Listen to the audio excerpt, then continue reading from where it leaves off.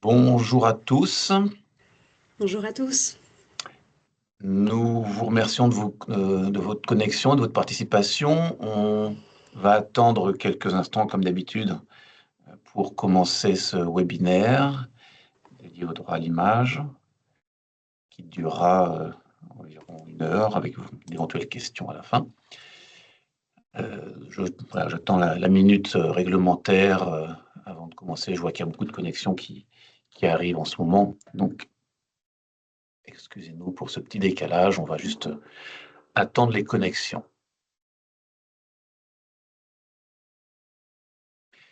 Et je préciserai quelques modalités lorsque tout le monde sera connecté, ou la plupart. Bien, parfait. Je vois que les connexions continuent, mais on ne va pas retarder le début. Merci, je vous le disais, de votre participation à ce sujet qui est particulièrement d'actualité et intéressant. Enfin, on le trouve et on pense que vous le pensez aussi. Merci.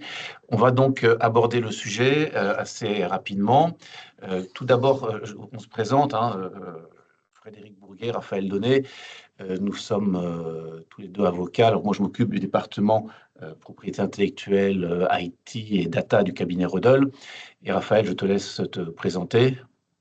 Bonjour à tous. Effectivement, Raphaël Donnet, avocate et collaboratrice depuis près de 3 ans aux côtés de Frédéric au cabinet Rodel Partner. Rodel maintenant. Voilà, alors je précise que donc on va avoir une présentation qui va durer environ 50 minutes, à la suite de laquelle vous pourrez poser des questions soit à l'oral, soit d'ores et déjà dans l'onglet questions-réponses Q&R que vous voyez sur votre écran en haut en principe. Vous pouvez d'ores et déjà mettre vos questions par écrit et on les regardera à la fin de cette présentation. On vous enverra également un email pour savoir si vous êtes intéressé par recevoir le PDF de cette présentation, bien évidemment. Donc, tout de suite, abordons le sujet. Alors, rapidement, une petite présentation du cabinet et pourquoi nous faisons ce sujet. Donc, nous sommes un cabinet que vous connaissez peut-être déjà, mais qui est un cabinet international. Là, c'est les bureaux français qui sont intéressés par ce sujet. Et donc, nous sommes dans plusieurs pays, vous le voyez, et notamment en France, à Paris et à Strasbourg principalement, le cabinet d'avocats et le cabinet de consulting et d'audit et de comptabilité, qui est notre entité numéro 2.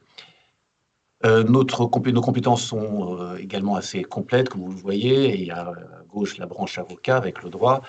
Et Raphaël et moi, aujourd'hui, donc, vous parlons de sujets de propriété intellectuelle et de données, vous allez le voir, sur cette question de droit à l'image. Je vais passer rapidement sur les différentes informations précises sur le cabinet que vous pourrez retrouver de toute façon dans le PDF, si vous le souhaitez. Voici un petit peu les membres du cabinet. Et abordons effectivement rapidement la question donc, du droit à l'image, qui est un sujet effectivement très, très prégnant, et je vais très vite passer la parole à Raphaël, mais voilà, je pense que vous, comme nous, vous voyez toute la journée, on a tous les jours des questions à se poser sur la question du droit à l'image. Et comme illustration, je voyais justement hier, même avant-hier, j'avais quelqu'un qui dans la rue m'abordait avec une caméra et une caméra et un micro, tout de suite pour m'interroger, me faire parler, sans même m'avoir dit qui il était, sans m'avoir dit pour quel usage était faite cette captation d'image, ce qu'il allait en faire, ni s'être soucié de savoir si j'étais d'accord ou pas, effectivement, de cette captation. Hier ensuite, j'avais même reçu sur mes réseaux et même professionnels une publicité pour un produit financier, mais qu'au début j'avais pris pour une actualité, parce qu'on présentait une émission de télé sur l'affaire effectivement Canal+ et la liste noire qui est actuellement en discussion à Cannes. Donc, et cette publicité avait détourné la vidéo, l'image, l'audio d'une émission et des participants et des invités pour vendre finalement un produit financier de financement du cinéma, donc qui jonglait un petit peu sur une actualité chaude et qui, personnellement même, m'a fait au début penser que c'était une actualité avant que je comprenne très vite dans la lecture de l'annonce que c'était une pub. Et puis ce matin encore, avant d'introduire le sujet, vous avez peut-être aussi entendu aux actualités une information selon laquelle il n'y a jamais eu aujourd'hui, en 2025-2026, autant de piratage de données avec un accroissement exponentiel qui fait que la CNIL lance un programme de contrôle et de sécurité des données pour 2026 et qui montre bien que, y compris pour un sujet aussi ancien que la question du droit à l'image. La question du droit à l'image comme donnée est un sujet qui est très important et qui appelle des questions de sécurité aussi de vos données. On va en reparler. Je vais tout de suite passer la parole à Raphaël pour introduire ce sujet en vous proposant effectivement de... Voilà, le point 1 est ici. Pourquoi un focus image et voix en 2026? Raphaël, je te passe la parole et je reprendrai à la suite. Merci beaucoup, Frédéric. Si nous avons souhaité organiser cette session aujourd'hui, c'est parce que nous assistons à un véritable changement d'échelle, une explosion des usages de l'image et de la voix et de fait à une explosion des risques. Pendant longtemps, les problématiques de droit à l'image concernaient surtout les médias, la publicité ou quelques contentieux liés à la vie privée. Mais désormais, le sujet touche absolument tout le monde, les entreprises, salariés, dirigeants, clients, partenaires et de cela au quotidien. Aujourd'hui, chacun, comme le disait Frédéric, peut capter, publier, reproduire ou transformer une image ou une voix en quelques secondes. Et surtout, l'IA permet désormais de faire beaucoup plus que diffuser. Elle permet de cloner, de modifier, d'animer, de synchroniser une voix avec un visage, avec un réalisme de plus en plus convaincant. On voit notamment apparaître des usages qui étaient encore marginaux il y a 3 ou 4 ans, des avatars générés automatiquement, des faux discours, des doublages vocaux synthétiques, des deepfakes, dont on a beaucoup entendu parler, des campagnes marketing automatisées ou encore des outils de surveillance ou de profilage comportemental basés sur l'image et la voix. Et le problème, c'est que la viralité est immédiate. Une fois que le contenu est publié, il est très difficile de reprendre le contrôle entre republication, capture d'écran, archivage ou scraping de contenu en ligne. Ce qu'on constate aussi, c'est une banalisation des atteintes. Beaucoup de personnes pensent, malheureusement encore, que si une image est présente en ligne sur Internet, elle est libre, ou encore que le consentement peut se contenter d'être implicite. Juridiquement, c'est bien évidemment plus complexe, et très concrètement, ces sujets ne concernent plus seulement des célébrités, mais ils concernent également la vie quotidienne des entreprises. Ce qui est important de comprendre, c'est que l'image et la voix ne sont plus seulement de simples sujets de communication. Ce sont des sujets devenus de conformité, de gouvernance et de gestion du risque. Pourquoi? Bien parce qu'une image, j'en reparlerai pendant la slide suivante, une image ou une voix peut cumuler plusieurs qualifications juridiques. C'est bien évidemment un attribut de la personnalité, mais également une donnée personnelle au sens de la réglementation européenne sur les données personnelles, parfois même une donnée biométrique, et également désormais un élément exploité ou analysé par des systèmes d'IA. Les entreprises sont donc confrontées à des situations très concrètes. Par exemple, l'utilisation des images de salariés sur des sites internet ou des supports commerciaux, les shootings corporate, des vidéos internes, l'idée de lancer des avatars générés par IA de leurs salariés, les outils de vidéoconférence qu'on utilise aujourd'hui enrichis par l'analyse comportementale, ou encore des systèmes de surveillance augmentés. Mais derrière ces usages, les risques sont multiples. Des risques RGPD, des risques prud'homo, des risques réputationnels, de fraude, des risques cyber et demain des risques liés à l'IA Act, réglementation européenne en matière d'IA. On voit également se multiplier des situations de crise, faux contenus diffusés en ligne, usurpation d'identité vocale, avec cela deepfakes de dirigeants, ou encore détournement de contenus officiels. Et ce qui est frappant encore, c'est la vitesse de propagation de ces atteintes. Une crise réputationnelle peut désormais naître en quelques heures seulement. Donc l'enjeu des entreprises, ce n'est plus seulement de réagir juridiquement, c'est aussi de maîtriser, d'anticiper, de documenter les usages, de sécuriser les autorisations et de mettre en place des réflexes opérationnels dont vous parlera Frédéric pendant ce webinaire. Paradoxalement, alors même que tous ces usages dont je vous parle explosent, le cadre juridique reste malgré tout très largement méconnu. Beaucoup d'acteurs pensent encore que le droit à l'image est une matière un peu souple ou secondaire, alors qu'en réalité, le niveau de protection juridique est extrêmement élevé. Parce qu'à nouveau, le sujet se situe à la croisée de plusieurs branches du droit. On retrouve notamment, et vous le voyez sur les slides, le droit au respect de la vie privée, aussi bien en matière civile qu'en matière pénale, avec notamment l'apparition d'un nouvel article au Code pénal 226.8 en 2024, dont vous me parlera Frédéric plus tard. Le RGPD, bien sûr, le droit de la responsabilité civile, le droit d'auteur, qu'on écartera pour ce webinaire, mais également le DSA, pour les questions d'usage illicite en ligne, ou désormais des textes liés à l'intelligence artificielle. Autrement dit, une même utilisation d'images peut déclencher plusieurs régimes juridiques simultanément. Et les sanctions peuvent être importantes, aussi bien financières que des interdictions, des contentieux, voire une responsabilité pénale dans certains cas. Ce que nous allons essayer de faire aujourd'hui, ce n'est pas seulement rappeler les règles théoriques. L'objectif, c'est de vous donner une grille de lecture pratique pour comprendre où se situent les vrais risques, identifier les réflexes utiles et voir, dans un second temps, comment ces règles évoluent avec l'IA. Merci Raphaël. Et en entamant finalement précisément point par point ce cadre pratique et ces conseils pratiques autour du cadre juridique qui existe et qui est extrêmement riche. Et vous allez le comprendre ou vous le remémorer effectivement si vous ne le saviez pas. Tout d'abord, en termes d'image, l'image est un attribut de la personnalité, c'est un élément de la vie privée aussi, les deux se confondant éventuellement dans l'acception générale, l'acception commune. Et il y a 4 étapes qui peuvent poser problème dans la prise d'image. Dans la prise d'image ou prise de voix d'ailleurs, parce qu'on veut consacrer ce binaire aussi bien à l'image qu'à la voix. Un des sujets effectivement qui est assez intéressant, c'est la captation même, qui est souvent méconnue, où on a souvent l'impression qu'on peut à peu près capter l'image de quelqu'un sans qu'il y ait trop de difficultés, tandis qu'en revanche, on sait que la stocker, la reproduire et la diffuser va poser quand même effectivement des problèmes juridiques ou et faire naître des risques, et qu'il faut effectivement anticiper ces étapes-là. En revanche, la captation est parfois un petit peu mal comprise, alors qu'il est clair que la captation elle-même, c'est la Cour européenne des droits de l'homme, comme la Cour de cassation qui l'ont affirmé et réaffirmé depuis pas mal de temps maintenant, la captation elle-même requiert en général une information à la personne. Je vous parlais avant-hier où j'avais rencontré quelqu'un dans la rue qui me forçait presque un petit peu à répondre à une interview avec un micro sous le nez. Donc d'abord information, et le consentement est également en principe de règle, y compris pour la captation. Alors qu'on a parfois l'impression qu'on peut facilement prendre des photos de tout le monde n'importe comment. Alors, j'y reviendrai parce qu'il y a bien sûr des exceptions, de bon sens en général, mais le principe est celui-là. Donc la captation, c'est important. Et deuxième point qui est important par rapport à ça, c'est le fait que la prise d'image, la simple atteinte à la vie privée, à la personnalité, par une prise d'image ou de voix, va ouvrir automatiquement un droit à réparation sans qu'il y ait besoin de éventuellement justifier un préjudice. Bien sûr, on peut le calculer, l'évaluer et le demander, mais le seul fait d'avoir porté atteinte à cet attribut de la personnalité ou à la vie privée va automatiquement générer un préjudice. Mais l'image, au-delà d'être un élément de la vie privée et déjà de générer des contentieux sur ce seul sujet, est également une donnée personnelle.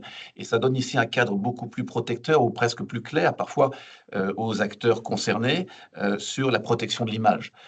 On ne va pas faire ici un cours ni sur le RGPD, ni sur effectivement le AI Act, ce n'est pas le sujet. On y reviendra si vous le souhaitez. On a fait toute une série de webinaires l'an dernier sur ces différents points. Mais rappelons que l'image est une donnée personnelle, comme l'est la voix, parce qu'elle permet la plupart du temps d'identifier la personne, plus l'image en général que la voix qui peut être confondue, mais l'image identifie en général la personne.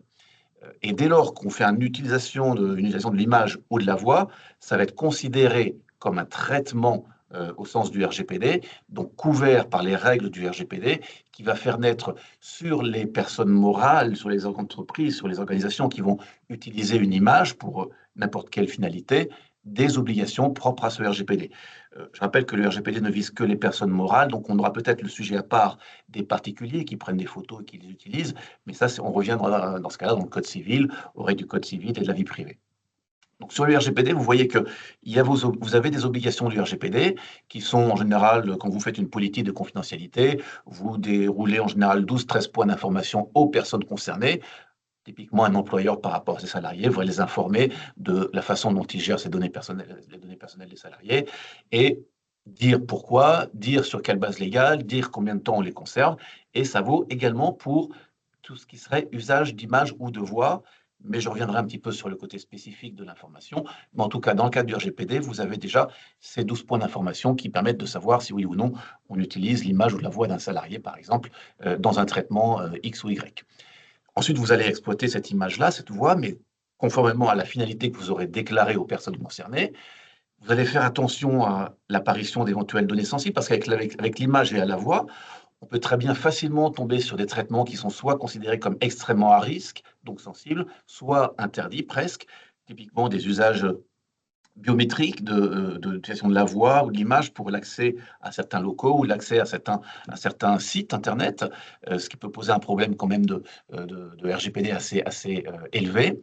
Et ensuite, n'oubliez pas que qui dit RGPD dit qu'il y a des droits des personnes derrière qui peuvent vous demander, si vous avez mis en œuvre leur image ou leur voix pour une exploitation X ou Y, Ils vont pouvoir retirer leur consentement, demander un accès aux données que vous gérez pour eux, ou s'opposer à votre traitement, mais j'y reviendrai un petit peu sur cette question du consentement. En tout cas, le RGPD s'applique pleinement à l'image et à la voix dès lors que vous êtes une entité, une personne morale concernée par ce sujet. Je vous rappelle à droite les risques et les sanctions propres au RGPD que vous connaissez. Alors, il n'y a pas que le RGPD et les amendes de la CNIL éventuellement qu'il faut craindre, même si elles sont potentiellement assez élevées, mais derrière, vous pouvez très bien avoir des contentieux judiciaires, que ce soit en référé ou au fond, basé sur le fait que, ne respectant pas le RGPD, vous avez commis un acte de concurrence déloyale ou un acte qui crée un préjudice sur quelqu'un et que vous devez réparer au titre de l'article 1342 du Code civil, voire même générer une plainte pénale, parce que effectivement, la violation du droit à l'image et de la voix, y compris dans le cadre du RGPD, peut également donner lieu à des plaintes pénales ou à des incriminations, ce qui serait extrêmement dommage. Et bien sûr, dernier point, la réputation, le dommage réputationnel est à prendre en compte parce qu'aujourd'hui, une entreprise dont des médias ou dont les réseaux diraient qu'elle n'a pas utilisé une image ou une voix correctement et qu'elle n'a donc euh, pas été conforme au RGPD et au Code civil, peut quand même avoir généré des préjudices réputationnels qui sont assez difficiles à gérer si on n'a pas l'habitude de communiquer sur ces points-là. Les cas particuliers, effectivement, des traitements qui peuvent poser problème en matière de données personnelles, c'est lorsque l'image ou la voix sont traitées pour des finalités biométriques, notamment pour tout ce qui est accès. Et ça, on connaît un petit peu la question de la sensibilité des contrôles d'accès en entreprise. Il y a des traitements qui vont être interdits. Typiquement, on parle ici de la reconnaissance faciale ou vocale. C'est un traitement qui va normalement être interdit à la base. Il ne faudra vraiment, ça ne sera vraiment autorisé en justifiant d'exceptions légales ou particulières qui sont liées à des métiers ou à des fonctions particulières, mais en général, la reconnaissance faciale ou vocale est interdite. De même que est interdite la surveillance abusive. La vidéosurveillance, par exemple, a pour finalité de surveiller la sécurité des biens et des personnes, mais pas de surveiller les personnes elles-mêmes. Donc, la captation de la voix, par exemple, dans certains dispositifs de vidéosurveillance est normalement interdite, sauf exception, mais en tout cas, elle est extrêmement sensible. Normalement, un dispositif de vidéosurveillance ne capte pas la voix, donc n'a pas effectivement à exploiter la voix comme une donnée personnelle. De même que l'accès à distance aux caméras, aux écrans de vidéosurveillance, alors qu'en général c'est dans un local sur des écrans fixes, l'accès à distance peut également poser des problèmes parce que ça, on a moins de contrôle de qui regarde à distance. De même que les abus de vidéosurveillance à travers l'analyse comportementale de salariés, de clients, de personnes, de passants, peu importe, posent un vrai problème effectivement, notamment en termes RH, sur la notation des salariés. Il y a eu bien sûr quelques sanctions et quelques procédures sur des surveillances abusives en la matière qui avaient pour finalité d'évaluer la performance de salariés et d'aboutir à une notation quasi automatique du fait d'une surveillance digitale, voire IA, de ces salariés. Donc attention à ces surveillances abusives. Un sujet extrêmement sensible, c'est également la captation invisible, avec bien sûr les éléments maintenant de micro-caméra notamment. Alors, typiquement ici aujourd'hui, vous avez une visio qui, où alors les images ne sont pas, les visages ne sont pas diffusés bien sûr, mais dans certaines vidéos internes, dans certains réunions internes, vous avez bien sûr un échange de visages, un échange de voix, vous avez de l'enregistrement parfois, donc ça pose des problèmes quand même de gestion correcte de l'utilisation que vous faites de ces réunions, de ces visios. Et vous avez surtout, et j'ai mis volontairement ici en copie une copie d'une lunette connectée, lunette avec caméra, telle qu'il en existe sur le marché actuellement, et qui peuvent être utilisées soit à des fins professionnelles, soit à des fins personnelles, de manière plus ou moins discrète, et ça pose bien sûr un vrai problème. Est-ce que la personne sait qu'elle est filmée? Dans quel but? Pourquoi? Est-ce que c'est parce qu'on a besoin en industrie, par exemple, de filmer une procédure, un process de fabrication? Est-ce que c'est juste un particulier qui, dans la rue, ne dit à personne qu'il est en train de filmer la rue et que des gens se retrouvent sur des images ensuite qui seraient diffusées à tort et à travers? Donc, les caméras discrètes posent un vrai problème, mais la CNIL s'en saisit actuellement pour savoir si elles sont complètement conformes, parce que typiquement, ça pose un réel problème. Ou encore l'aspiration numérique, vous postez des images, des vidéos, des sons sur Internet, mais vous n'êtes plus maître derrière, effectivement, véritablement de la façon dont elles seront éventuellement réutilisées par d'autres, puisque il est très facile d'aspirer, de copier, de coller une image ou un son effectivement, sur Internet en faisant un autre image, en le détournant, comme je vous l'indiquais tout à l'heure. Et il y a bien sûr derrière une atteinte virale, puisque comme vous le disait aussi Raphaël, vous perdez le contrôle de la diffusion de l'image, surtout si elle n'est pas tout à fait encadrée par vous au départ. Vous avez un préjudice qui peut du coup être exponentiel parce que si vous aviez eu le contrôle, vous limitiez un petit peu le cadre de diffusion, mais si vous perdez le contrôle, le préjudice peut être important, surtout si on a des choses à vous reprocher par rapport à la gestion que vous avez fait d'une prise d'image ou de voix. Et derrière, encore une fois, le dommage réputationnel. Alors, tout ça nous fait dire que, à la base, la captation d'images, la diffusion d'images repose sur un principe par défaut. C'est pas toujours le cas, mais on va voir que c'est pas toujours le cas, mais c'est en général manifestement le cas, le consentement de la personne. À 80% des cas, 90% des cas, c'est du consentement. C'est la base légale habituelle, mais ce consentement, il a des critères. On ne peut pas faire tout et n'importe quoi. Il doit être préalable à la captation et à la diffusion. Bien sûr, on peut rattraper le coup, mais en général, il est préalable. Il doit être manifeste. Il ne doit pas y avoir d'ambiguïté sur le fait que la personne a consenti par écrit ou par oral ou par un geste univoque à être prise en photo pour un but précis. Il doit être libre, et on verra précisément la question de la liberté des salariés par rapport à un employeur qui voudrait utiliser leur image, qui n'est pas quelque chose d'évident, mais en tout cas, le consentement ne doit pas être manipulé, ni forcé, ni contraint. Il doit être éclairé, ça c'est un principe fondamental, c'est-à-dire qu'il faut une information préalable, idéalement écrite de manière à ce que vous gardiez la trace d'avoir bien fait le travail en informant correctement la personne ou les personnes des captations ou des diffusions d'images que vous voulez faire. Il doit donc être éclairé. Point important, il doit être spécifique. Et ça, c'est souvent ce qu'on voit, c'est qu'il y a souvent des formulaires de consentement ou des actes de consentement qui sont très généraux, très vagues, très flous et qui prétendent donner un consentement à tort et à travers pour à peu près tout et n'importe quoi. C'est bien sûr absolument nul. Un consentement doit être donné de manière spécifique pour un ou plusieurs usages déterminés, délimités, qui vont être précisés dans l'acte, que ce soit un contrat ou un accord. Et donc, on va avoir effectivement quelque chose de précis. Je vais utiliser votre image pour tel événement, tel support, tel média, à tel moment, pendant telle période, et pas pendant toute votre vie. C'est pas possible. Et un peu en lien, il doit être délimité. C'est-à-dire que dans le temps et dans l'espace, ce consentement, effectivement, doit être délimité par une période donnée et dans un endroit ou des supports donnés, que ce soit un endroit géographique matériel ou Internet, où on doit être spécifique et précis. Donc le consentement, c'est pas à négliger et la plupart des documents qu'on est amené, nous, à examiner pour valider ou revoir effectivement un consentement sont en général potentiellement nuls ou clairement nuls, sauf effectivement à ce qu'ils soient bien préparés et bien faits. Attention en plus, hein, le consentement, il y a aussi un droit de refus. La personne, parce qu'elle est libre de refuser, peut refuser. Dans ce cas-là, vous ne pouvez pas forcer son consentement. Vous essayez de la convaincre, mais il ne faut pas forcer. De même que si elle a consenti, elle peut aussi retirer son consentement à tout moment, n'importe quand elle le souhaite. Et vous devez en tirer les conséquences. Et donc supprimer ou retirer la photo ou la voix que vous avez utilisée sur la base du consentement. Et la question, comme je le disais, se pose des salariés. Est-ce qu'ils sont libres à consentir lorsque leur employeur leur demande éventuellement de signer ou d'accepter une prise de vue pour tel ou tel usage? Vous verrez que ce n'est pas évident. On va y revenir un petit peu après dans un slide suivant. Et globalement, comme je vous le disais tout à l'heure, pas de consentement général et illimité parce que globalement, toute jurisprudence, et ça a été maintes fois réaffirmé, vous dira que dès lors que ce n'est pas spécifique et délimité, là, il n'y a pas réellement consentement.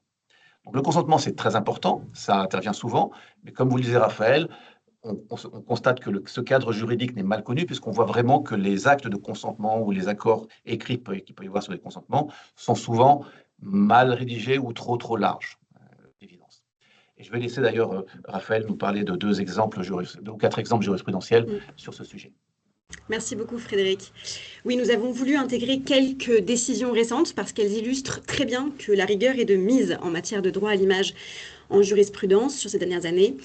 Comme le disait Frédéric, beaucoup d'entreprises fonctionnent à l'heure actuelle avec des pratiques assez souples, des accords oraux, misés sur l'absence d'opposition du salarié pour justifier la prise de vue ou son utilisation, ou encore des utilisations d'autorisation trop larges. Et aujourd'hui, les juridictions deviennent de plus en plus exigeantes. Dans les deux premières affaires affichées ici, les employeurs pensaient disposer d'un consentement oral suffisant. Et pourtant, la Cour d'appel de Toulouse a pu condamner un employeur à des dommages et intérêts pour l'usage d'une photographie d'un salarié en pause sur son site internet, y compris après son licenciement, car l'employeur ne parvenait pas à rapporter la preuve de l'autorisation préalable et manifeste, et a par ailleurs retiré l'image 11 jours après la demande du salarié.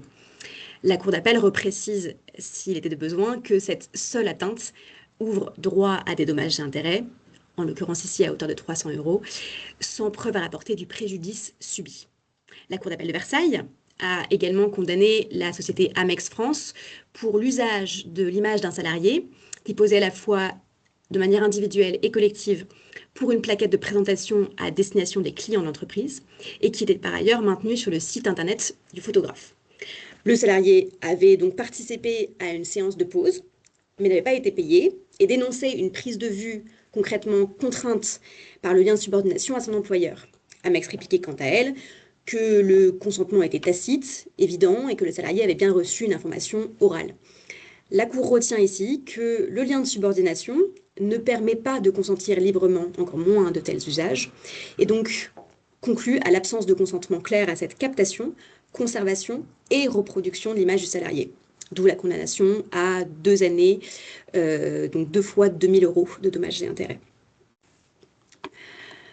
Je passe aux nouvelles décisions. Ces décisions suivantes illustrent encore que même avec un écrit, l'employeur n'est pas à l'abri d'une condamnation, si cet écrit n'a pas été correctement rédigé. Beaucoup d'entreprises, comme le disait encore Frédéric, disposent de vieux formulaires, de clauses très larges ou d'autorisations sans durée réelle ou territoire donné. La Cour d'appel de Nîmes, comme vous voyez à gauche, a pu condamner un employeur qui continuait de diffuser sur Facebook ou d'autres supports d'ailleurs l'image d'un salarié qui avait entre-temps quitté l'entreprise pour la concurrence. L'ex-salarié s'en plaint, son employeur lui oppose l'autorisation signée d'exposer son image dans le cadre des activités de l'entreprise, sans limitation de durée et sur tout support dans le monde entier. Selon lui, cette autorisation lui permettait d'utiliser l'image du salarié après son départ, image qu'il estime d'ailleurs ne pas être si importante que ça parce que le salarié n'était pas si reconnaissable. Toutefois, la Cour a retenu que non seulement le salarié était bien reconnaissable, mais que, et surtout, les termes sans limitation de durée ne signifiaient pas dans l'absolu aucune limitation de durée dans le temps, mais bien que l'autorisation cessait au jour de la rupture du contrat, et ajoute en outre que cet usage continu était susceptible de provoquer en outre la confusion dans l'esprit de la clientèle puisque le salarié continuait de travailler dans le même secteur. Enfin, dans une décision très récente de ce début d'année 2026, la Cour d'appel d'Aix-en-Provence a, d'une manière un peu similaire, condamné une société continuant d'utiliser à nouveau après son licenciement l'image d'un salarié qui était affiché sur des supports d'affichage public installés sur une aire d'autoroute. Jugeant que l'autorisation d'exploitation signée n'était pas claire sur la durée et que la contestation en cours de licenciement par le salarié de l'usage de son image valait bien retrait de son consentement. Fait intéressant qu'il convient de mentionner ici, la Cour a également reproché à l'employeur de ne pas avoir mentionné, comme le disait Frédéric à l'instant, l'existence du droit de retrait du salarié découlant du RGPD. On voit bien ici comment se mêle le droit civil, donc droit au respect de la vie privée, avec la notion de données personnelles. Absolument, merci Raphaël. Oui, ça montre bien effectivement combien l'information est importante et doit être claire et complète, combien le consentement doit se manifester de manière également extrêmement claire et pas toujours par des comportements qui peuvent ne pas suffire, et aussi parce même si on consent de manière implicite et orale ou par son comportement en posant, typiquement dans les arrêts qu'on a vu tout à l'heure, ça n'exprime pas exactement la connaissance du fait que je pose pour une photo en entreprise, mais je ne m'attends pas forcément à ce qu'elle soit diffusée ensuite sur Internet, sur des supports d'autoroute ou ailleurs. Donc vraiment, je consens à quelque chose de précis et en général, si ce n'est pas écrit et pas expressément écrit, mon consentement oral ou par mon comportement, il a des conséquences très, très limitées. C'est parce que je m'attends à ce que l'entreprise n'utilise mon consentement et n'utilise mon image que dans un cadre extrêmement restreint qui est du bon sens. Mais vous voyez que c'est très compliqué et qu'à chaque fois, la jurisprudence rappelle les règles. Alors attention, les dommages et intérêts peuvent vous paraître parfois un petit peu limités là, dans ces affaires-là, parce qu'on parle de quelques milliers d'euros à chaque fois.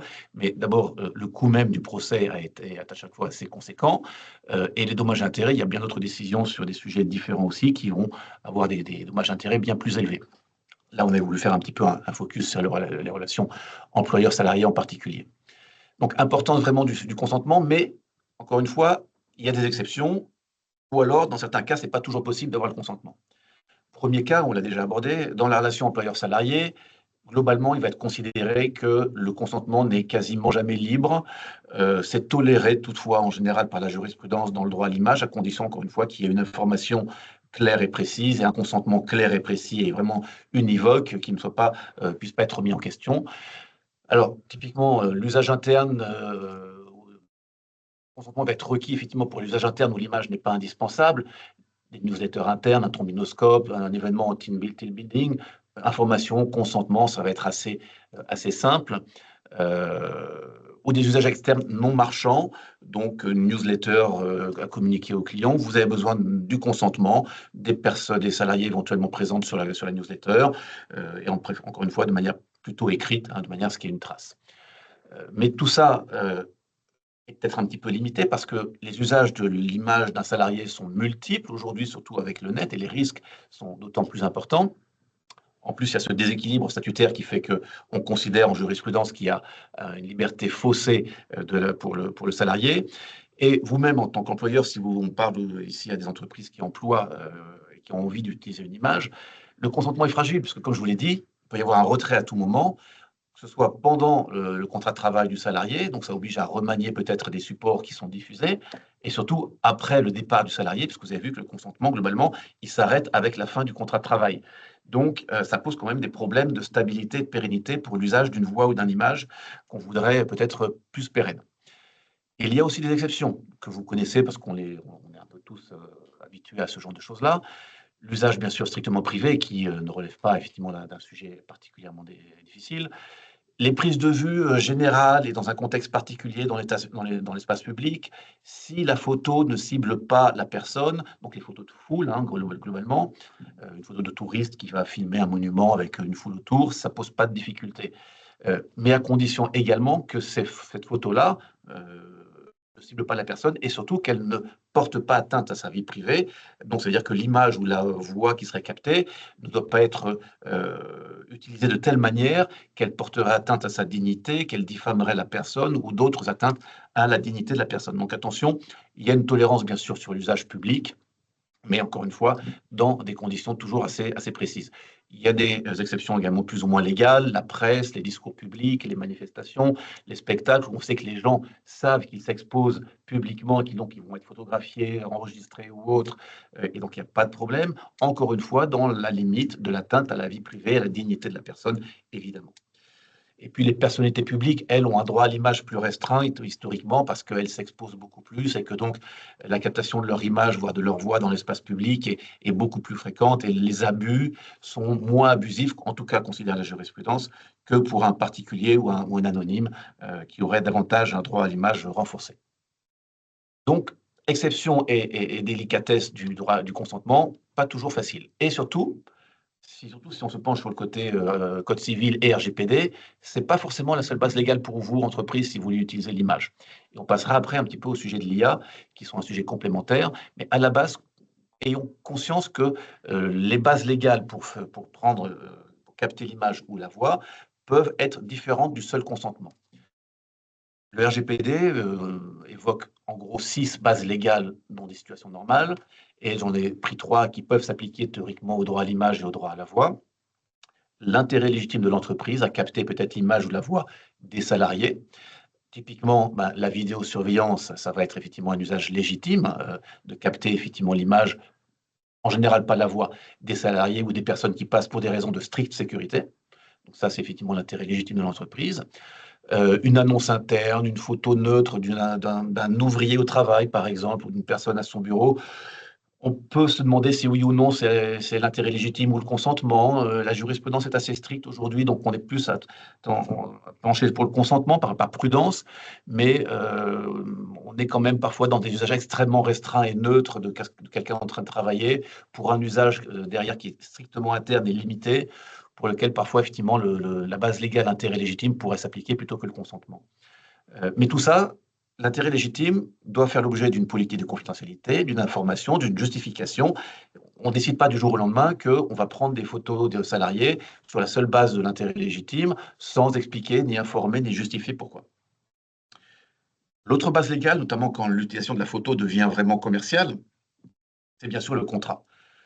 On va privilégier le contrat pour ne pas dépendre d'un consentement et d'un retrait de consentement, pour ne pas dépendre non plus de la fragilité de l'intérêt légitime, qui est une autre base légale mais fragile, parce qu'on peut s'y opposer à l'intérêt légitime. on va choisir le contrat. Et typiquement, si les salariés décident de participer ou acceptent de participer à une brochure commerciale, voire à une publicité, voire d'avoir un avatar qui va les représenter à leur place, voire de servir de modèle pour une publicité ou un site ou un support Internet, de préférence, passons un contrat. Vous voyez ici, j'ai tiré une image des pubs Carglass. Ce sont des salariés, ils communiquent là-dessus, Carglass, ce sont des salariés qui font ces pubs-là. Donc, bien évidemment, qu'on ne s'est pas contenté du consentement ou de l'intérêt légitime. Il y a eu un contrat derrière pour exploiter effectivement l'image de manière commerciale. De la même manière, départ du salarié, si un salarié quitte l'entreprise, son contrat prend fin, et vous avez vu qu'en principe, le consentement prend fin, sauf à ce que vous lui demandiez en partant à ce qu'il renouvelle son consentement, c'est toujours possible, mais il peut très bien aussi le retirer le lendemain. Donc, départ du salarié, ça peut être aussi l'occasion de se dire comment je gère cette absence du salarié alors que j'ai plusieurs supports commerciaux peut-être ou internes qui représentent sa voix ou son image. Est-ce que je passe un contrat avec lui? Est-ce que je passe un accord? Ou est-ce que je supprime tous les supports, surtout parce qu'il risquerait de retirer son consentement automatiquement après la fin du contrat? Et puis, de manière beaucoup plus marginale, dans certains cas, pour certains métiers, évidemment, on imagine bien les métiers de police ou de défense ou autres, liés à la sécurité, il peut y avoir, la loi permet effectivement la prise d'images ou de voix de certaines personnes. De la même manière, dans certaines situations d'urgence, on pense à des urgences santé ou autres, la prise de voix ou l'enregistrement, la captation de voix ou d'images peut être nécessaire. Et bien sûr qu'en général, dans ces conditions-là, on ne fera pas un sujet parce que l'urgence va commander effectivement d'aller plus loin. Mais voilà, pesez bien vos responsabilités par rapport à un choix qui est consentement, contrat, intérêt légitime, loi ou rien. Attention à ces différents sujets-là. Et je voudrais aussi enchaîner sur au-delà du RGPD, il y a la question effectivement d'autres intérêts qui vont être pendants du droit à l'image. Le droit à l'image, le droit à la vie privée, le droit d'atteinte à la personnalité est très fort en France, je dirais en particulier en France. Mais il y a d'autres droits qui sont tout aussi légitimes et protégés. Vous les voyez ici cités, par exemple, la liberté d'expression. On sait combien, effectivement, face à une captation d'image ou un enregistrement de voix, il y a l'argument inverse de la liberté d'expression pour les journalistes, pour les artistes, même pour un kidam quelconque, ou la liberté artistique de créer en utilisant de l'image, le droit à l'information, donc ça c'est plutôt la presse, le droit à la preuve, je vais y revenir, et le droit au procès équitable. Et prenons précisément l'exemple du droit à la preuve, qui est un principe tout aussi fondamental du droit français que le droit à l'image. Et là, on avait une affaire, effectivement, qui s'est tranchée en 2023, où vous aviez un dispositif de vidéosurveillance illicite en entreprise qui a permis de prouver la faute d'un salarié et de le licencier. Avec un enregistrement parfois de la voix, et vous avez eu deux jurisprudences successives qui ont évoqué le problème, et je vais prendre notamment la décision du 22 décembre 2023 de l'Assemblée plénière de la Cour de cassation, où elle a considéré que bien que les enregistrements de salariés aient été faits de manière clandestine dans le cadre d'une surveillance abusive, effectivement, parce qu'il n'y a pas de droit de procéder à un enregistrement vidéo et audio du salarié pour prouver une faute, en l'occurrence, de cette personne, qui voulait effectivement, l'entreprise voulait prouver un harcèlement moral, plutôt le salarié voulait prouver, pardon, un harcèlement moral. Cet enregistrement par le salarié a été malgré tout accepté parce que dans un équilibre entre, certes, vous avez effectivement violé le RGPD, violé la vie privée de personne en les enregistrant à leur insu, sans les informer, mais en même temps, vous deviez prouver un fait pénal extrêmement grave qui était important pour vous, et c'était le seul moyen pour vous de rapporter la preuve de ce harcèlement, et par conséquent, en termes de proportion, il nous a paru plus important de privilégier la preuve de ce harcèlement et de le recevoir, un enregistrement illicite, parce que, au final, en termes de recherche d'équilibre, on a privilégié effectivement ce droit à la preuve face à une atteinte au droit à l'image des personnes ainsi filmées. Donc, vous voyez qu'il y a toujours, en tout cas en droit français depuis au moins une dizaine, quinzaine d'années maintenant, une recherche d'équilibre entre la protection assez absolue du droit à l'image et à la voix et d'autres libertés qui vont peut-être amener parfois à modérer un petit peu la protection de ce droit à l'image et à la voix. Et donc ça, au cas par cas, c'est très très délicat à gérer parfois. Alors, prenons un exemple des bonnes pratiques, si on veut un petit peu parcourir le cheminement des bonnes pratiques que vous devriez avoir et que nous, on essaie de refléter dans nos accompagnements réguliers.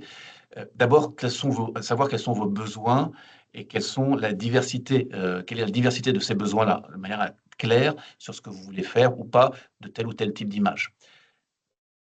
Deuxièmement, comme vous l'avez vu, quelle est la base légale? Le consentement, le contrat, la loi, mon intérêt légitime si je suis une entreprise. Une fois que j'ai fait ça, je vais informer les personnes.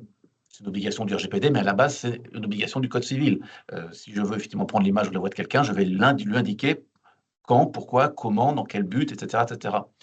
Et si c'est un consentement, je vais lui faire signer un accord, un consentement, avec toute l'information qui pourrait d'ailleurs coucher dans cet accord-là.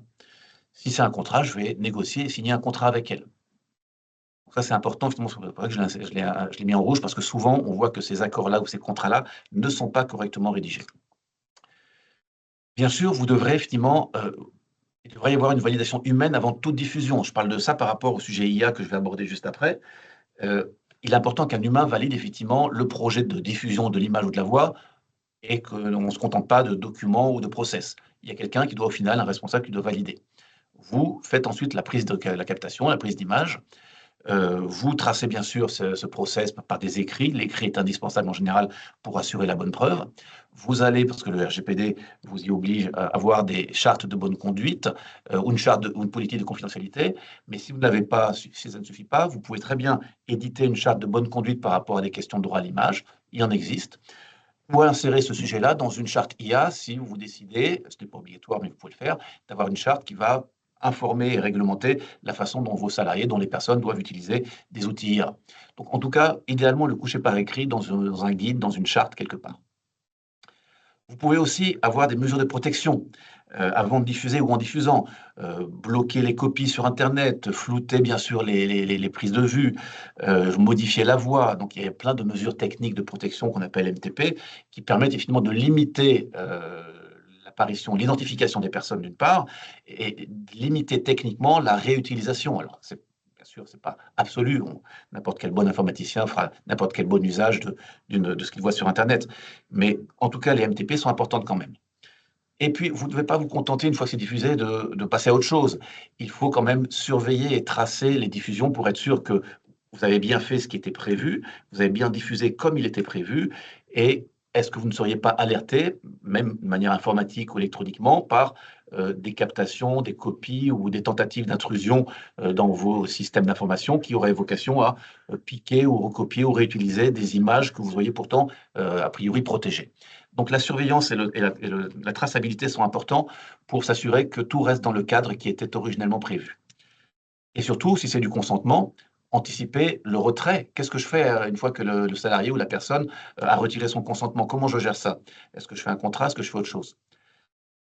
Et s'il arrive un problème, effectivement, de détournement, de modification, d'abus, de faux, qui va porter atteinte à votre entreprise ou à vos salariés ou à vos dirigeants ou à n'importe qui, êtes-vous prêt à réagir efficacement, rapidement et de manière informée aux abus? Est-ce que vous sauriez comment réagir en urgence? Puisqu'aujourd'hui, avec le digital et l'IA, bien sûr, on est plus à chercher une réaction urgente, positive, si possible, mais urgente quand même, pour tenter de bloquer la viralité, la diffusion à outrance d'une image qui porterait atteinte aux intérêts de quelqu'un.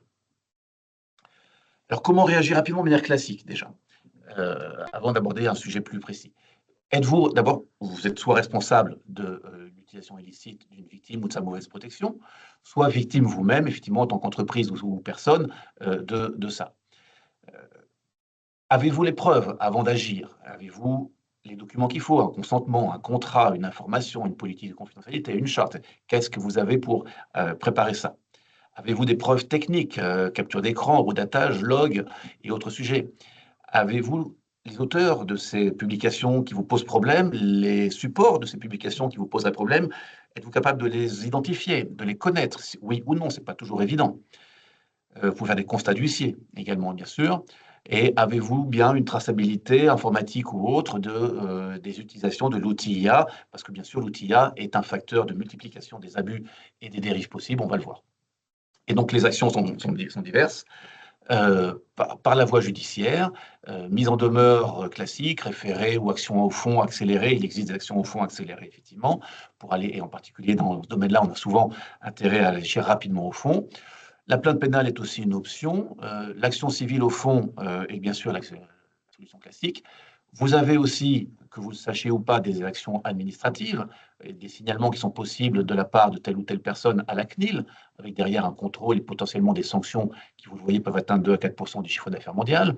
Des signalements lorsqu'on est dans le domaine audiovisuel et des médias à l'ARCOM, ou lorsqu'on est dans le domaine de l'AI Act, qui est l'acte dont on parle et pour lequel on a fait une série de webinaires l'an dernier, des signalements aussi à l'autorité en charge, qui actuellement n'est pas formellement désignée, mais on sait que ce sera et la DGCCRF, et la CNIL, et l'ARCOM notamment, qui vont avoir à se charger de ces vérifications, de ces procédures et de ces contrôles. Encore une fois, avec des sanctions à la clé potentiellement. Et Internet, déjà, vous avez depuis plusieurs années, 2004 même si c'était mal appliqué, des actions Internet, donc pas judiciaires, pas administratives, pas publiques, mais un lien direct avec Google, par exemple, pour demander le déréférencement d'un contenu. Alors évidemment, il va falloir prouver, justifier et discuter avec Google. Il y a tout un processus qui est compliqué, mais il faut le maîtriser et il est accessible. Mais effectivement, Google est libre derrière de donner suite ou pas. Vous aviez la loi sur la confiance dans l'économie numérique, qu'on appelle LCEN, depuis 2004, qui, pendant 20 ans et encore aujourd'hui, avant le DSA, permettait ces signalements-là. Mais le problème, c'est qu'il y avait une trop grande marge de manœuvre de la part des sites Internet ou applications ou plateformes auprès desquelles on dénonçait un contenu qui portait atteinte. Et ce n'est pas toujours suivi de mesures satisfaisantes. Et on va voir du coup qu'est apparu le DSA, mais je vais y venir dans un slide suivant pour justement parler du DSA qui permet d'agir normalement avec plus de rapidité et d'efficacité, puisque avec l'IA et le digital, on a intérêt effectivement à agir plus rapidement. Et donc sur un dernier point, c'était effectivement aborder la question du digital et de l'IA qui change d'échelle et de nature. Vous avez une infinité d'usages intelligents, vous avez des fraudes et des fakes multipliés, vous avez des dérives aussi de la part des décideurs, avec potentiellement, vous voyez, des surveillances augmentées, des surveillances détournées, des analyses comportementales sur la base de l'image ou de la voix, du harcèlement et de l'humiliation aussi en ligne du fait d'un détournement de ces images et de ces voix, des montages illicites qui, je vous le disais, sont aujourd'hui punis par un nouvel article du Code pénal, effectivement.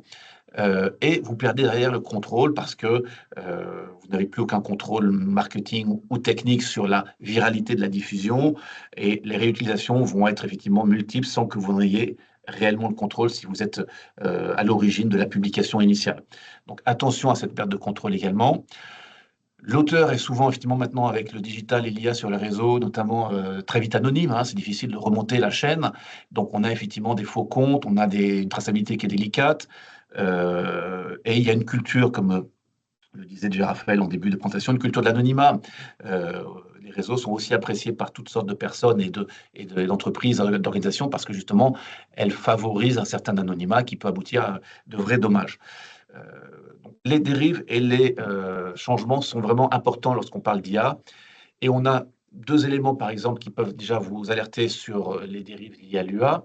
Il y a eu l'an dernier, effectivement, il y a 2 ans, pardon, un nouvel article dans le Code pénal qui pénalise les montages avec parole ou image de personnes sans leur consentement, sauf, bien sûr, lorsque ce montage a été précédé d'une information, ou sauf lorsqu'il est évident qu'il s'agit d'un montage. Donc, globalement, vous voyez qu'il y a quand même une sanction pénale importante, 1 an d'emprisonnement et de 15 000 € d'amende potentiellement, sur les montages qui ne seraient pas clairement mentionnés ou identifiés comme étant des montages. Parce que finalement, les dommages derrière peuvent être extrêmement graves. Et les AI Act, dont on parlait un petit peu au début, sur lesquels je ne vais pas revenir dans le détail, parce que ce n'est pas le sujet du jour, mais typiquement, vous devez, en tant qu'entreprise, définir votre statut par rapport à l'AI Act. Et est-ce que vous utilisez un outil qui risque d'être qualifié d'outil IA à haut risque, qui est une des catégories extrêmement risquées du AI Act, ou même une catégorie d'IA interdite, qui là, effectivement, sont par défaut interdites. Donc, en fonction des usages que vous allez faire, vous pouvez justement tomber dans des obligations et des responsabilités qui sont extrêmement importantes. Donc, et en matière d'image et de voix, et d'analyse, par exemple, de l'image ou de la voix, on peut très rapidement tomber dans ce genre de responsabilité ou d'interdiction que réglemente l'AI Act. Donc, il est vraiment important, comme vous le voyez sur votre écran, que vous identifiez les éventuels usages qui pourraient vous faire courir ce type de risque, parce qu'encore une fois, derrière, les sanctions sont lourdes, 1 à 7% du chiffre d'affaires mondial. au-delà des poursuites classiques et des problèmes classiques que vous pourriez rencontrer, effectivement, le AI Act va engager potentiellement votre responsabilité si vous avez un usage d'image ou de voix qui s'avère à haut risque parce qu'il utilise l'IA ou qui s'avère interdit parce que vous faites effectivement des usages biométriques, d'analyse faciale ou autres sujets. Donc attention à bien prendre connaissance de l'AI Act et à vous mettre dans le cadre par rapport à ces sujets de droit à l'image et de droit à la voix. Donc, comment agir, pour terminer effectivement, régulièrement sur ces sujets-là, comment agir? Vous devez être conforme aux normes UE, je viens de le dire, donc je ne vais pas les rappeler. Le RGPD, les AI Act, connaissez votre statut, vos obligations, négociez vos contrats ardemment avec vos fournisseurs parce que ne vous contentez pas de conditions générales. La question de la cybersécurité et de la sécurité informatique pour la protection de ces images et de la voix sont fondamentales. Et donc, vous avez aussi deux normes avec des sanctions également à la clé qui sont les règlements CRA et NIS 2 qui sont en vigueur actuellement. Donc, on n'en parle pas aujourd'hui, on en a parlé déjà en décembre, mais faites attention à être conforme.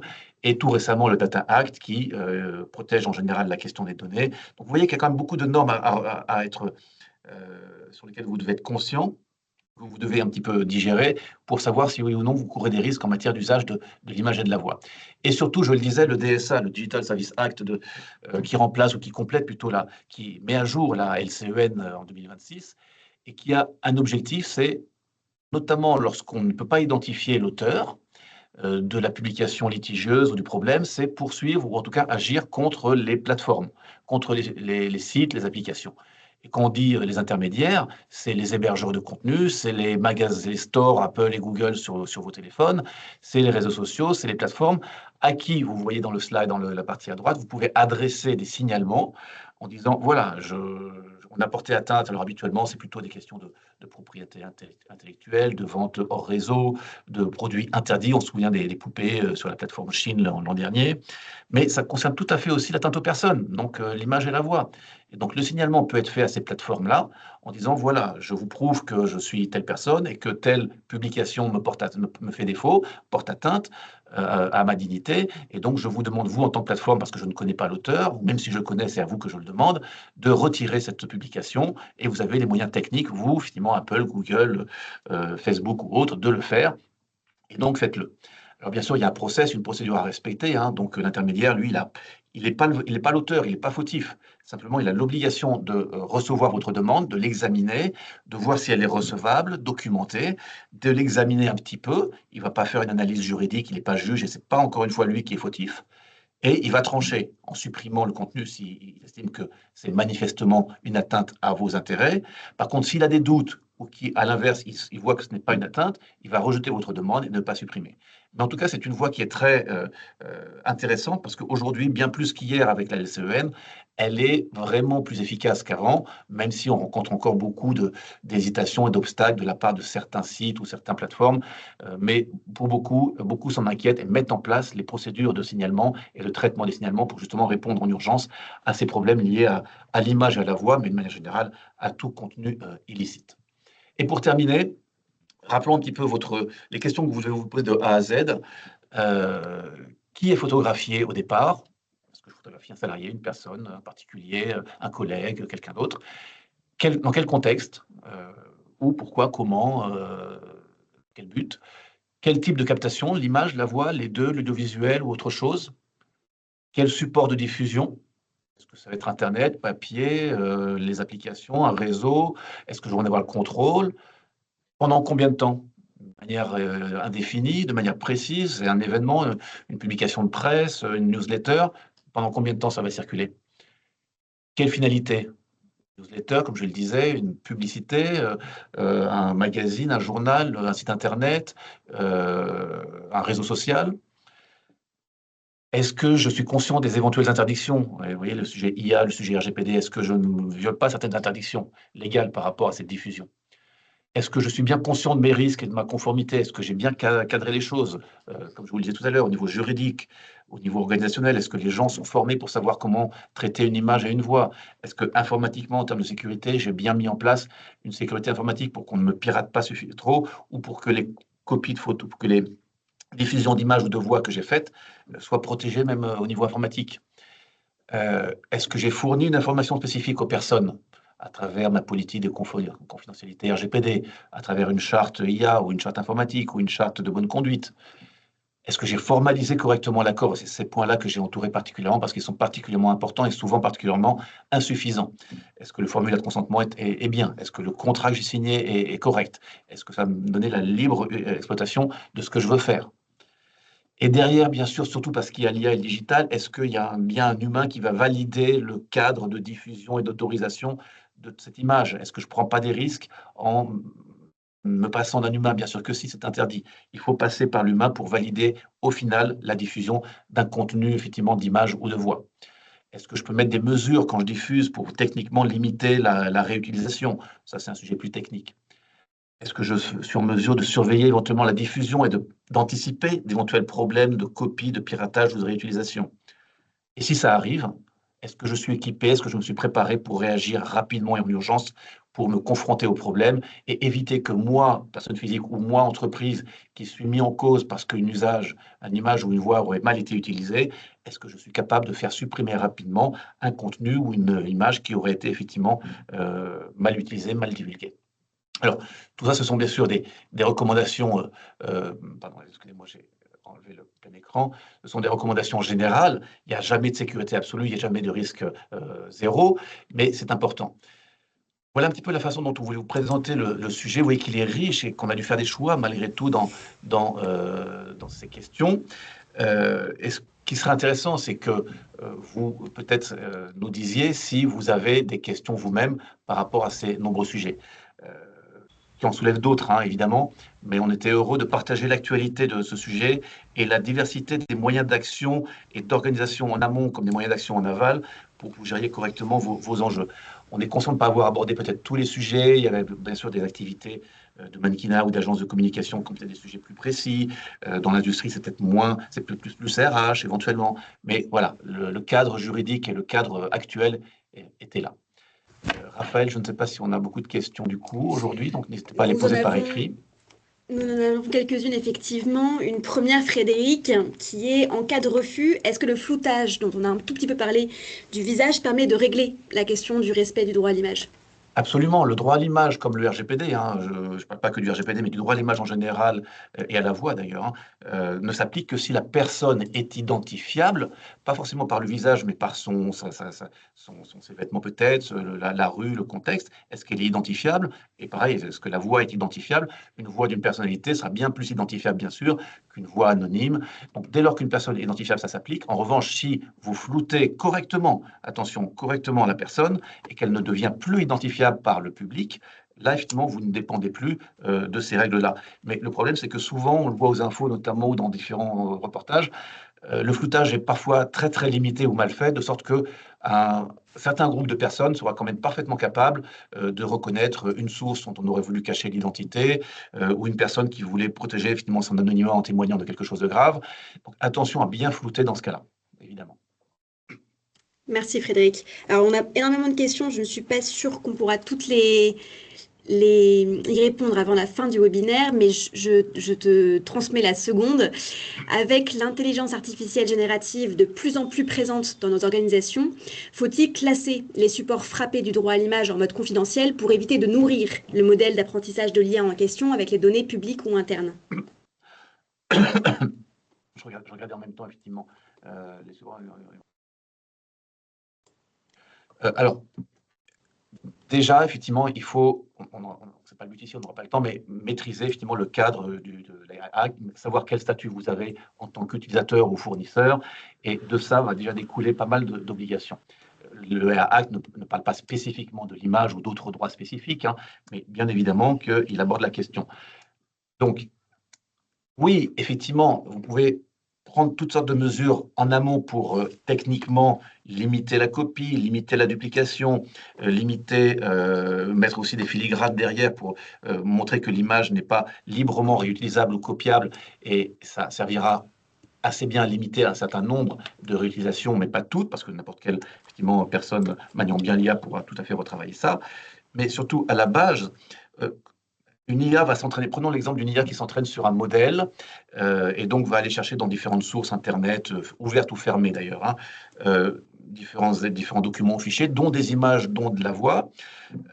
Vous avez théoriquement, et il y a une loi en préparation en France actuellement, vous avez théoriquement, en tant que titulaire de l'image ou photographe, si vous êtes titulaire des droits d'auteur sur l'image, le droit de vous opposer en amont à ce que l'IA s'entraîne sur des sources qui vous appartiendraient ou qui seraient votre image ou votre voix.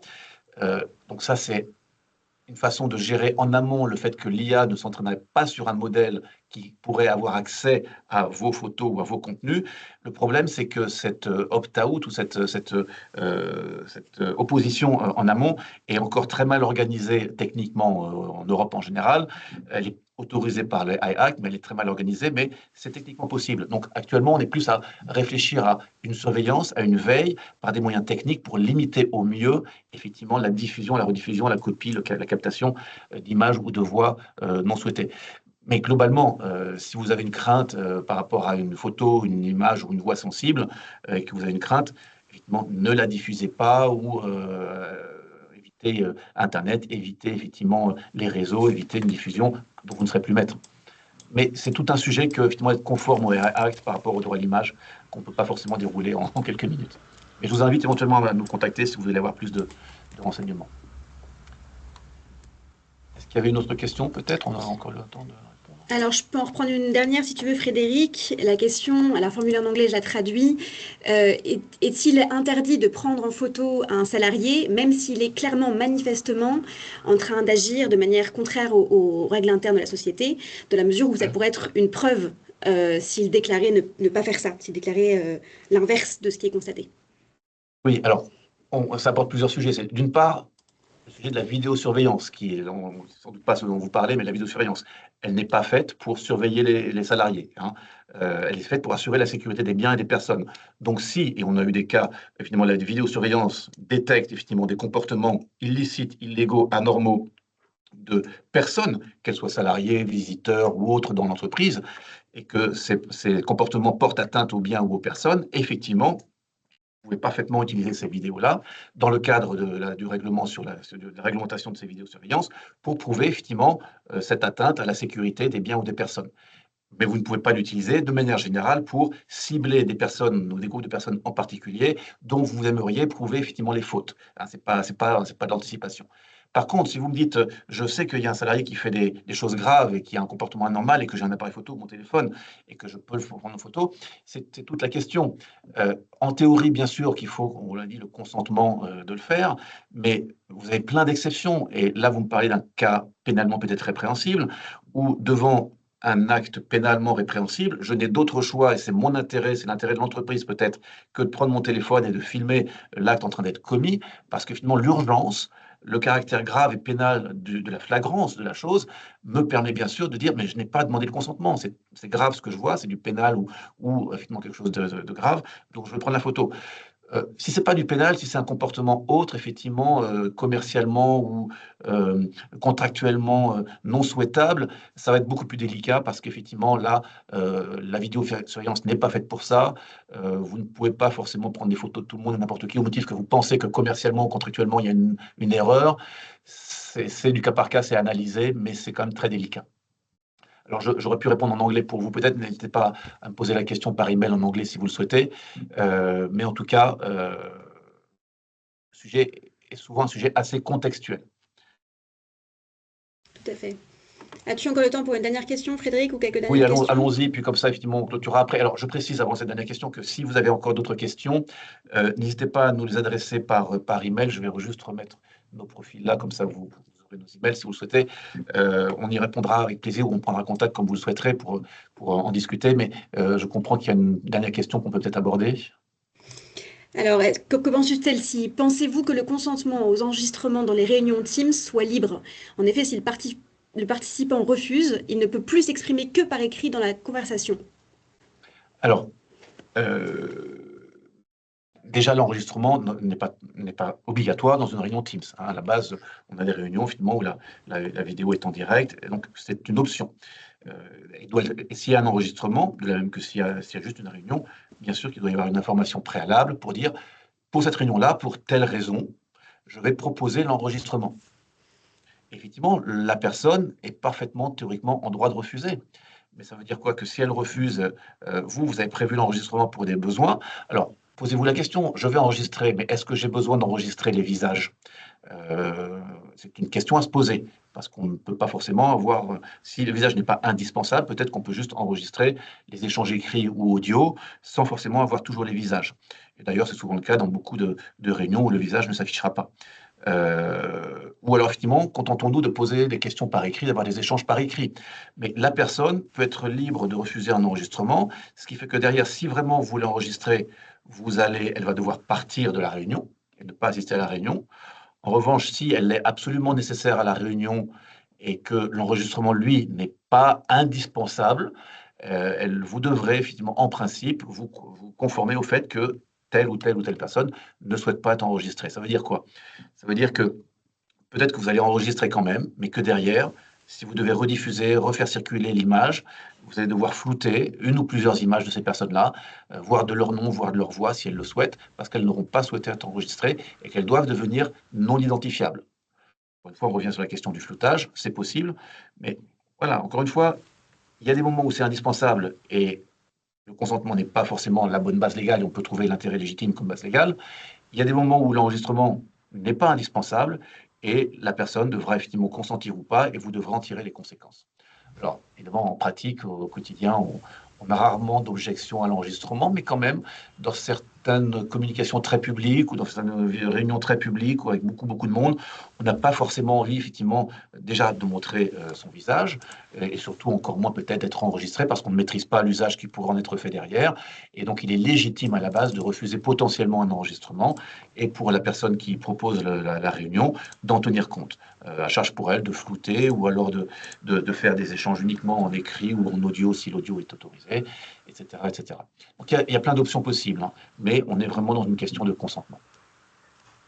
Donc, si vous avez d'autres questions, encore une fois, je pense qu'on vous invitera à nous les poser par écrit, parce que vous voyez que souvent, c'est beaucoup de contexte qui va amener à pencher pour telle ou telle solution. Mais on est à votre disposition pour y répondre. On vous enverra normalement un petit email de remerciement à ceux qui ont participé, vous demandant si vous le souhaitez obtenir effectivement un PDF de la présentation qui sera disponible. On va voir si on la mettra sur notre chaîne YouTube pendant quelques temps aussi, ce qui nous arrive. Voilà, écoutez, merci à tous pour votre participation. Désolé si toutes les questions n'ont peut-être pas été traitées, mais j'espère que c'est à peu près le cas. Et on espère vous revoir bientôt dans d'autres webinaires, parce que vous savez qu'on organise régulièrement des webinaires, que ce soit sur nos sujets au sein de notre département ou des autres départements du cabinet. Merci à tous et passez une bonne journée. Au revoir.